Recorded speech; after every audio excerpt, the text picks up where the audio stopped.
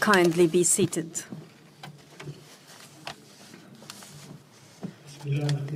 In the name of God, the gracious, the most merciful, Your Excellence, Your Majesties, Excellencies, and Highnesses, peace be upon you and God's blessings. I welcome you all to Sharm el-Sheikh Peace Summit.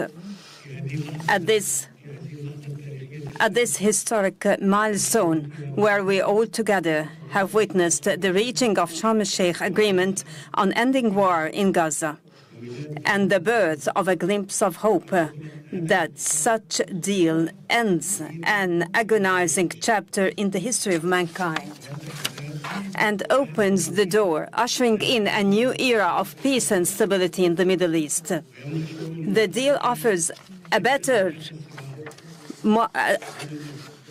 morrow to the conflict-fatigued and strained regional populations. And now we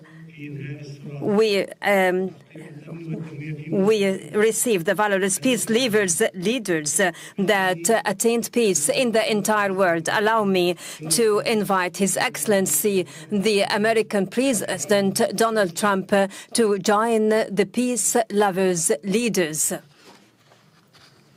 leaders who advocate for peace in the world.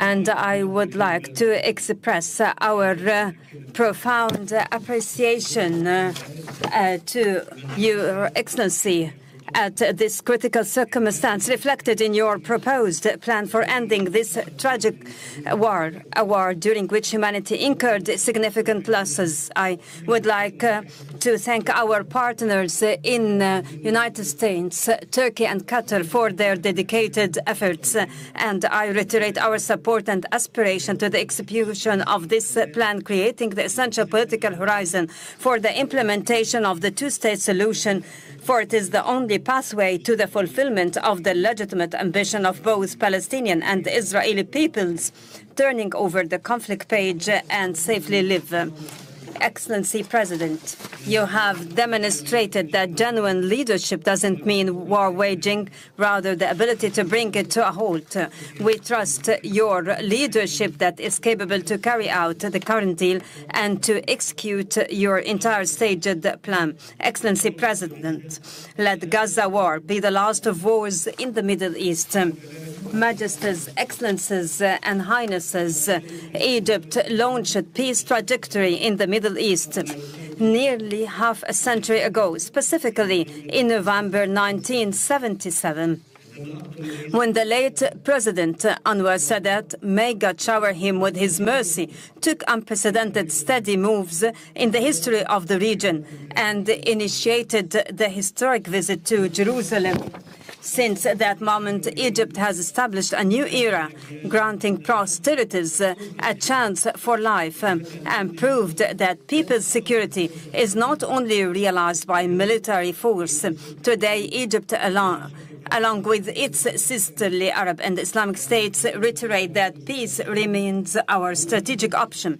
Experience showed over the past decades that this option cannot be founded except through just and equal rights. Based on this, and if the whole regional populations have always been relishing the right to their independent nations, the Palestinian people is not an exception. They too have the right to self-determination and to aspire for a future where war doesn't loom over. own the right to enjoy freedom and to live in their independent state, a state that lives side by side with Israel in peace, security, and mutual recognition. Peace is not only crafted by governments, but also built by peoples when they realize that yesterday's rivals could be tomorrow's partners. I avail this opportunity to appeal to the Israeli people. I say, let us turn this historic moment into a new beginning of just and peaceful coexistence prevalent life. Allow us to look forward together to a better future for the sons of our nations. Together, stretch out our hands for our cooperation towards a just and durable peace for the entire regional populations. Excellency President Trump, let us pause at the scenes of overwhelming relief and happiness, whether down the streets in Gaza or in Israel alike, or in the entire world after reaching the war-ending agreement. Thanks to your wise initiative, it is another evidence to the people's option is peace. We value as well your interest in resuming life in Gaza. Egypt will work with the United States and in coordination with all partners during the forthcoming days to lay down the common grounds for proceeding towards the Strip reconstruction without delay. In this context, we are willing to host early recovery, reconstruction and development conference, which will be based on your plan for ending the war in Gaza, in order to provide livelihoods and to give hope to the Palestinians on their lands. Peace cannot be completed until hands are extended for rebuilding in the aftermath of devastation.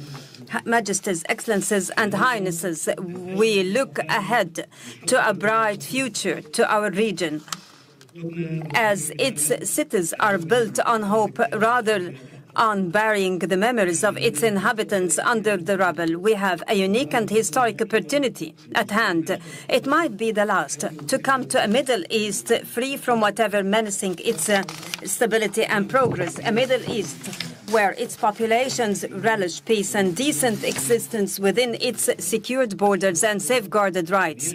A Middle East that is invincible to terrorism and radicalization. A Middle East free from mass destructive weapons. This is the very new Middle East that Egypt envisions to be embedded in collaboration with regional and international partners. Today's agreement paves the way for that, and it should be cemented and implemented in all its stages, and to reach the implementation of the two-state solution, ensuring our joint vision, exemplifying coexistence among the regional populations, even exemplifying integration among all its states. Honorable attendees, before I conclude my speech, and in appreciation to President Donald Trump's efforts, I would like to declare before the August attendees Egypt's decree to decorate His Excellency with the Order of the Nile, the highest state honor among Egyptian decorations. It is awarded to heads of states and to those who render great services to humankind. Thank you all.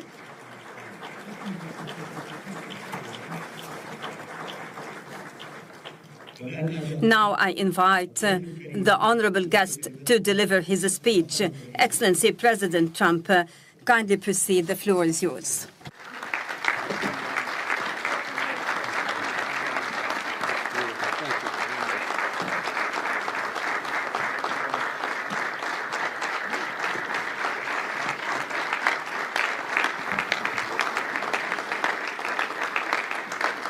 Well, thank you very much, and that was a great honor. I appreciate it very much, Mr. President. Mr. General, Mr. President, great General, great President, thank you very much.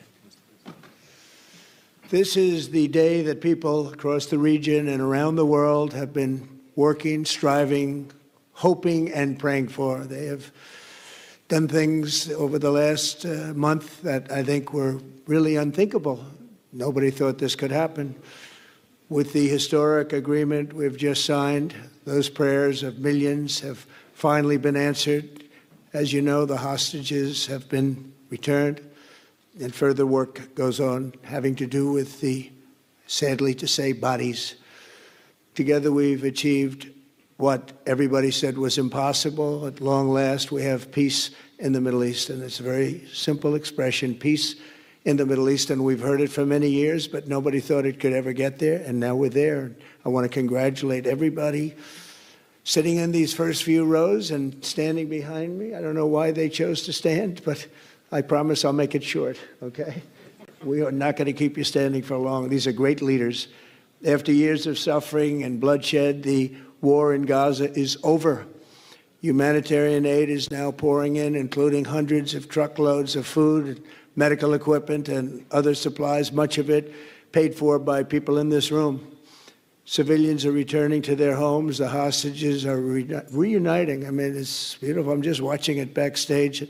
The level of love and sorrow, I've never seen anything like it. It's amazing when you see they haven't seen their mother, their father.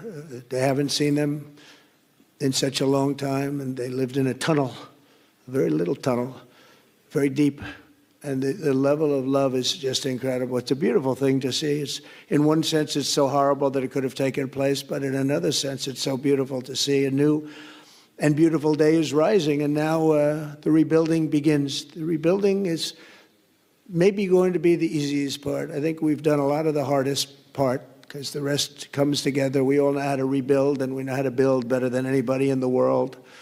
I want to express my tremendous gratitude to the Arab and Muslim nations who helped make this incredible breakthrough possible.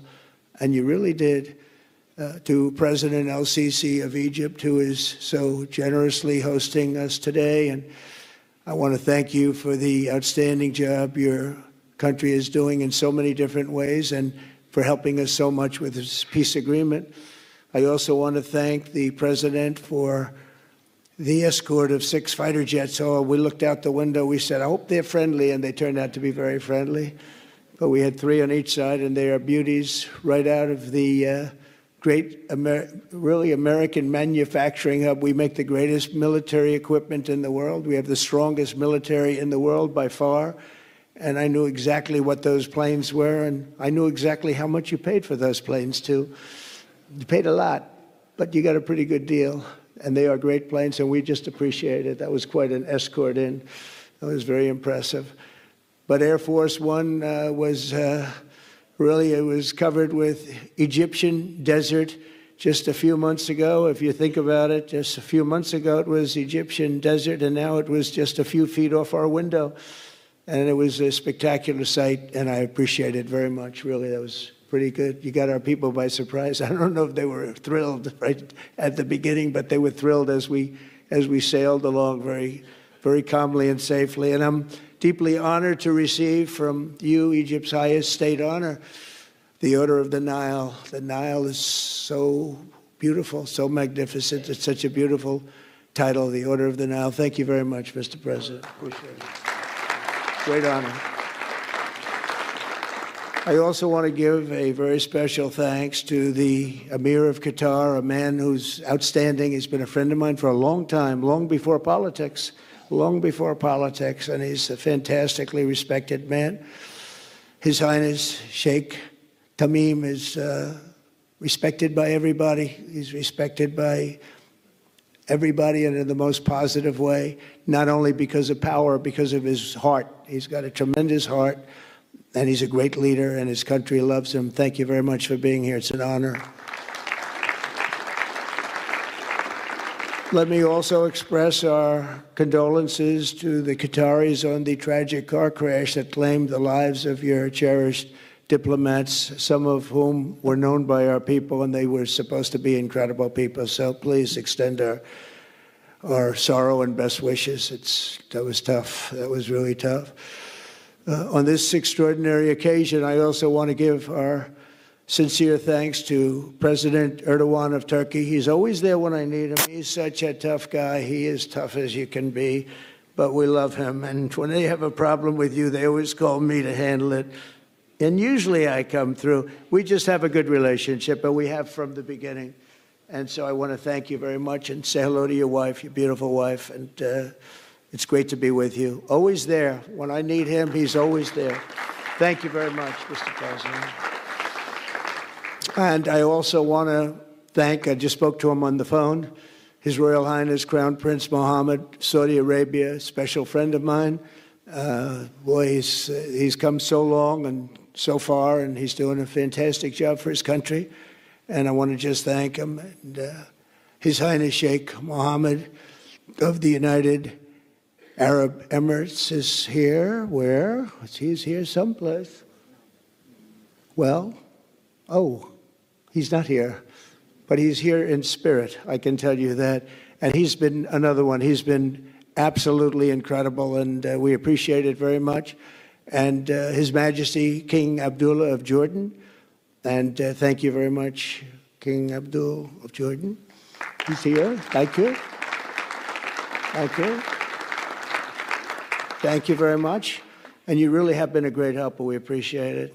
Appreciate it. Prime Minister Sharif of Pakistan, and also I have to say my favorite field marshal from Pakistan, who's not here, but the Prime Minister is here, and you're going to give his regards. Where are you? There you go. Thank you very much. Do you want to say what you said to me the other day? Come, would you like to say what you said the other day? I think it was so nice. Please. Thank you very much, my dear President Trump, my dear brother, President Fath el-Sisi of Egypt, Majesties, Highnesses, Excellencies, ladies and gentlemen, Assalamu alaikum, and a very good evening. Well, I would say today is one of the greatest days in contemporary history, because peace has been achieved after untiring efforts led by President Trump, who is genuinely a man of peace, who has relentlessly and untiringly worked throughout these months, day in and day out, to make this world a place to live with peace and prosperity. I would say that Pakistan had nominated President Donald Trump for Nobel Peace Prize for his outstanding, extraordinary contributions to first stop war between India and Pakistan, and then achieve ceasefire along with his very wonderful team.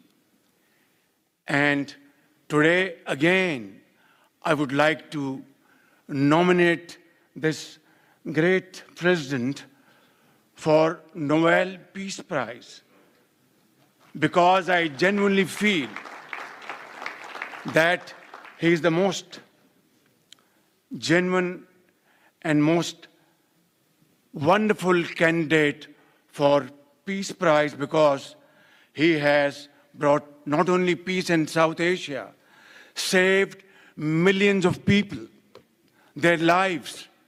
And today, here in Sharm el-Sheikh, achieving peace in Gaza is saving millions of lives in the Middle East. Mr. President, I would like to salute you for your exemplary leadership, visionary leadership. And I think that you are the man this world needed most at this point in time. World would always remember you as a man who did everything, went out of the way to stop 7 and today 8 wars. I would like to thank my very dear brother, Sheikh Tamim. He's Akh al-Shaqiq, who has really worked very hard along with others to achieve peace in this region. My very dear brother, President Tayyip Erdogan, His Majesty, King Abdullah, and of course, my very dear brother, Mohammed bin Zayed of UAE, and of course, my very dear brother, Crown Prince of Saudi Arabia. And he has also been very, very helpful and contributed very valuably in this wonderful peace process. Ladies and gentlemen, I wouldn't want to take more of your time. Suffice it to say, had it not been for this gentleman, not only, who knows, India and Pakistan are both nuclear powers. Had he not intervened along with his wonderful team, during those 4 days, the war could have escalated to a level. Who would have lived to tell what happened? And similarly, here in this part of the world, in the Middle East, Mr. President, your valuable contribution along with President Sisi, I think history will remember in golden words. I wouldn't say more, except God bless you, God give you long life to serve like this for all time to come. Thank you very much. Oh, so beautiful. Thank you very much. Wow. Thank you very much. Very kind. Thank you. Wow, I didn't expect that. Let's go home. There's nothing more I have to say. Goodbye, everybody. That was really beautiful and beautifully delivered. Wow, thank you very much. Also with us is President Prabowo, a very incredible man, of Indonesia. President, come in.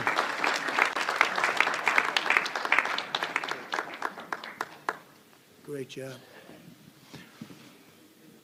President Abbas of the Palestinian Authority. See, we have them all. We have them all. Great, great. It's good to have you. And so many others. I really have a list here. This first 3 rows and what's standing behind me, I don't know why they chose to stand, but it's there.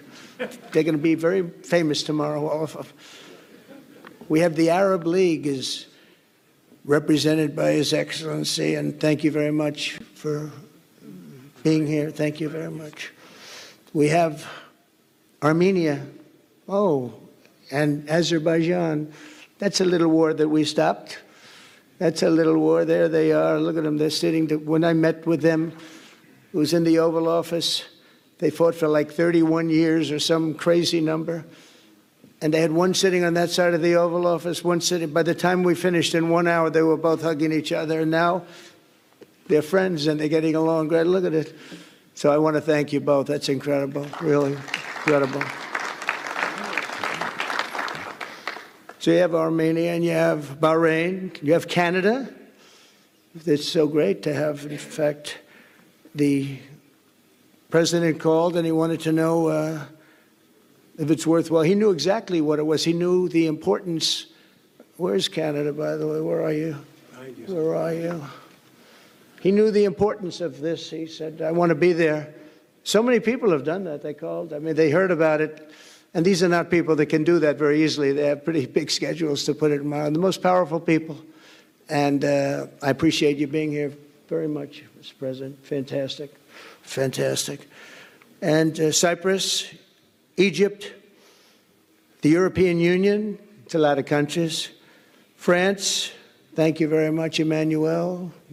I would imagine Emmanuel standing someplace behind me. Where is he?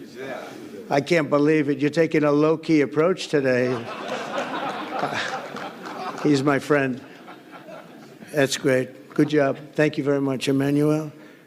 Germany, the new Chancellor of Germany he's easy to spot because he's very tall and he's very smart and he's doing a fantastic job for his country. Appreciate it very much. And congratulations, a big election. That was a big one. That was going to change things. Greece, we have Greece. We have Hungary. Oh, Victor, where is Victor? Victor. We love Victor. Victor, I call him. You know, I put the little accent on it. You are fantastic, all right? I know a lot of people don't agree with me, but I'm the only one that matters. You are fantastic. He's a great leader. I endorsed him the last election he had, and he won by 28 points. So you're going to do even better this time. You have another election, and you're going to do great, and we appreciate it, and we're behind you 100%. That's Hungary. India is a great country with a very good friend of mine at the top, and he's just done a fantastic job. And I think that Pakistan and India are going to live very nicely together, right? That's not a very, they are. And they're two great, I tell you, leaders, great leaders as far as I'm concerned.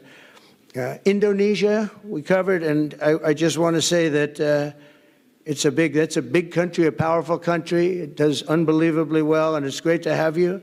Iraq, we have Iraq with lots of oil. They have so much oil, they don't know what to do with it. That's a big problem when you have so much, you have no idea what to do with it. So thank you very much thank you very much. Italy, we have a young woman who's, I'm not allowed to say it because usually it's the end of your political career if you say it. She's a beautiful young woman. Now, if you use the word beautiful in the United States about a woman, that's the end of your political career, but I'll take my chances. Where is she? There she is. You don't mind being called beautiful, right? Because you are. Thank you very much for coming. We appreciate it. She wanted to be here, and she's incredible, and they really respect her in Italy. She's a very successful politician. We have Norway. Oh, Norway. Norway. What happened, Norway? What happened? Where's Norway? Where is he? We have Johnny. We're going to the World Cup. I can tell you that. Where's Norway? I don't think he wants to stand. Oh, he's back there. Well, we have Norway. Oman. Again, we have Paraguay. We have really fantastic representative from Saudi Arabia. Thank you very much. I'll tell you what, and this time we'll get you the best seat. He always gets the best seat. He deserves the best seat. But what a great place it is. Spain. Where's Spain? Are you guys working on him with respect to the GDP? We'll get close. We'll get close. But fantastic job you're doing. And UAE, which is great. United Kingdom. Where's United Kingdom? Where's our friend? Where? Come here. Is everything going good? Very good. It's very nice that you're here. These people all came in like 20-minute notice, and I think it's fantastic. And we have so many others, and just so many others. And it's such a compliment to what we're doing, because what we've done is something very unique and very special. So it's perhaps the wealthiest and most powerful group of nations ever assembled at one time, which is a big thing. We have achieved together in recent days a change that really is historic, and it's going to be remembered forever. And I want to thank the American team for their amazing work, and I want to thank, I think he'll go down as the greatest Secretary of State in the history of our country. I really believe that, Marco, or I wouldn't say it. Marco Rubio, I wouldn't say it. Maybe I would. You're doing a great job. I'll tell you, he's on course to do it. We've done a lot of work in 9 months. We've done a lot of work. I say that, 1 year ago, a little more, but 1 year ago, America, the United States of America was was a dead country. The king told me, and I use that, he said, sir, 1 year ago it was a dead country. Today you have the hottest country anywhere in the world, and it is. It's the hottest country. So many investors are here. We have over $17 trillion being invested in the United States, which is a record that nobody has ever beaten. I don't think anybody will. And we still have 4 months to go before it's a year. So in 8 months, we have over $17 trillion. We're actually very close to $18 trillion. There's never been, as an example, the previous administration had less than $1 trillion over 4 years. We have, we're close to breaking $18 trillion in 8 months. That's pretty amazing. No country's ever done that. I want to also thank Special Envoy Steve Witkoff and my son-in-law and a great guy, Jared Kushner. And I even have my daughter here, Ivanka. Ivanka, please stand up. Ivanka's here. Wow. Thank you. Thank you, Ivanka. We have a great team, and we have, as you know, General Raisin Kane. We have John Radcliffe. We have Tom Barrack. We have really a lot of good talent. We have Pete Hegseth, who's now Department of War as opposed to Department of Defense. We made a little change. Somehow I like the name better, so do you, so do a lot of people. But the momentous breakthrough that we're here to celebrate tonight is more than the end of the war in Gaza. It's with God's help. It'll be the new beginning for an entire beautiful Middle East. From this moment forward, we can build a region that's strong and stable and prosperous and united in rejecting the path of terror once and for all. We want to get rid of the terror and get on to other things. There are many other things in life that are so good. The final sprint to this deal began less than 3 weeks ago on the sidelines of the United Nations in New York. I met with many of the people in this room, and it all just started coming together. I've known so many of you for so long. You're friends of mine. You're great people. I have a couple I don't like in particular, but I won't tell you who. I have actually a few of them I don't like at all, but you'll never find out who they are. Well, maybe you will, come to think of it. But I have most of you who I like a lot, and I respect a lot. Maybe that's more important. We listened, and we exchanged ideas, and we kept pushing forward until the job was done, and the first steps to peace are always the hardest. And today we've taken them and we've put them all together, and we've come up with this beautiful mix like nobody thought was possible. And as you know, I've just come from Israel. It was an amazing day to watch the hostages come in and to watch all of the other things and do all of the other things that we did. And like all of us here this evening, the Israeli people are overjoyed that the war has ended. Many of you have had dancing in the streets. They had dancing in the streets. And they've been dancing for weeks now once they heard about this, and they heard that it was even a possibility.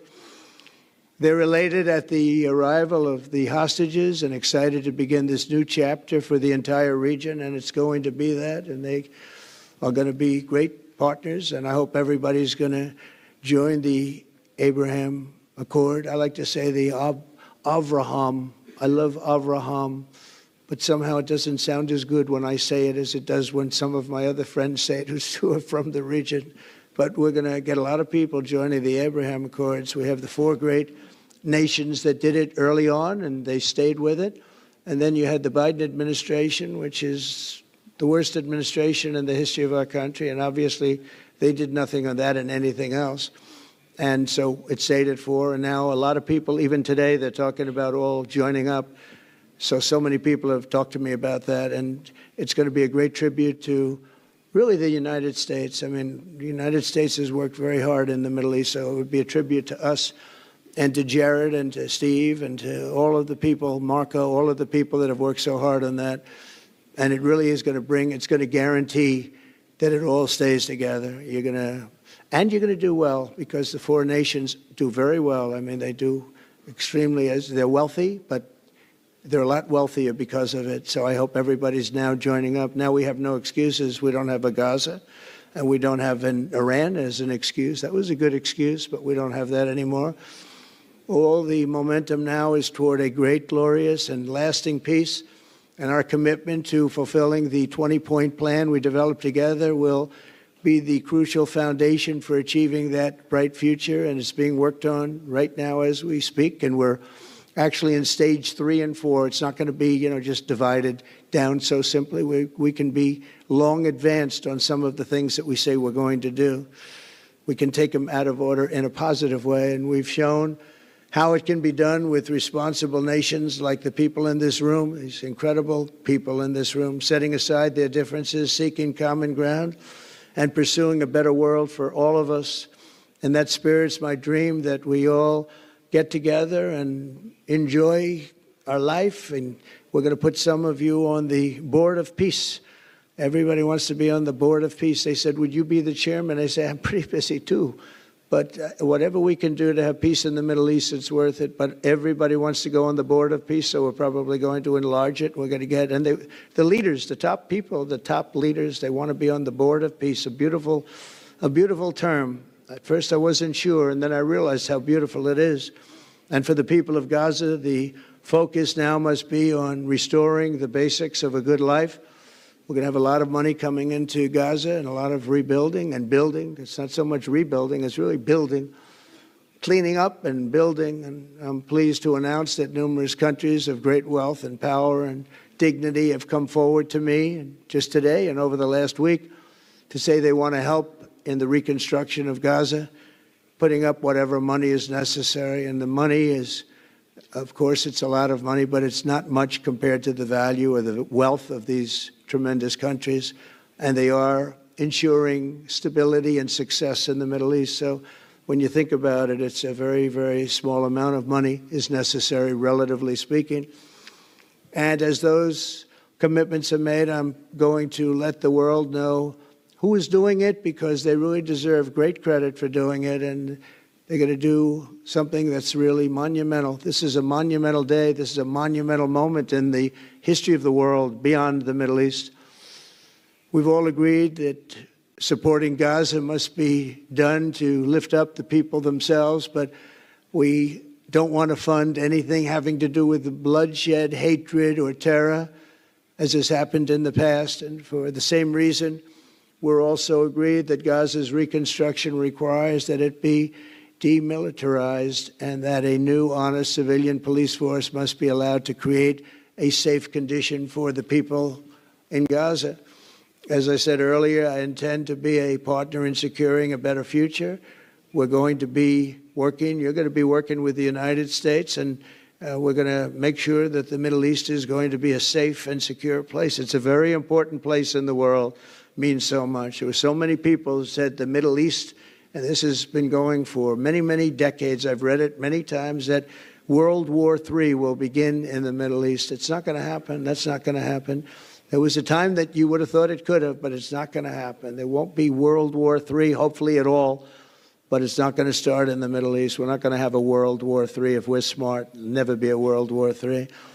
Our work begins right here and right now. From ancient times, this region has been extraordinarily mixed with respect to people, culture, religions, all of the different elements of national characters, unlike maybe anywhere else on earth. And for 3,000 years, there's been conflict. For whatever reason, there's been tremendous conflict, always conflict.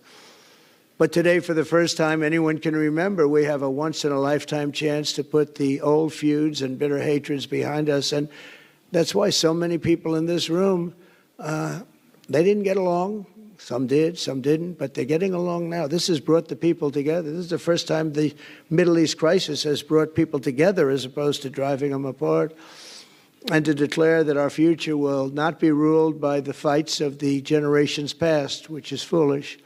So together, let us continue in the spirit of cooperation and goodwill that has finally brought us to this incredible, historic breakthrough. If we do together, we will reach the Middle East's incredible destiny, a safe and prosperous and beautiful crossroads of culture and commerce, faith in humanity and geographic center. This will be the geographic center of the world.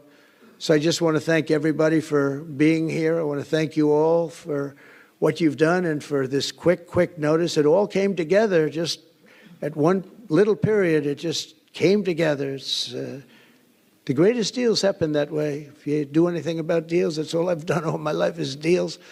The greatest deals just sort of happen. And that's what happened right here. And maybe this is going to be the greatest deal of them all, not just nation building, not just having to do with this or the political whims. This will be maybe the greatest deal of them all, period. And I want to thank all of you and all of these great nations and this region for what it's gone through and all of the fights it's had, or life over death and hope over strife and harmony over hatred. That's what we want. We want it to be that way because together we're going to forge a magnificent, great, and enduring peace. I want to just end by saying God bless you all. God bless the Middle East. God bless your countries. And God bless you. Thank you very much, everybody. Thank you. Thank you very much. Thank you.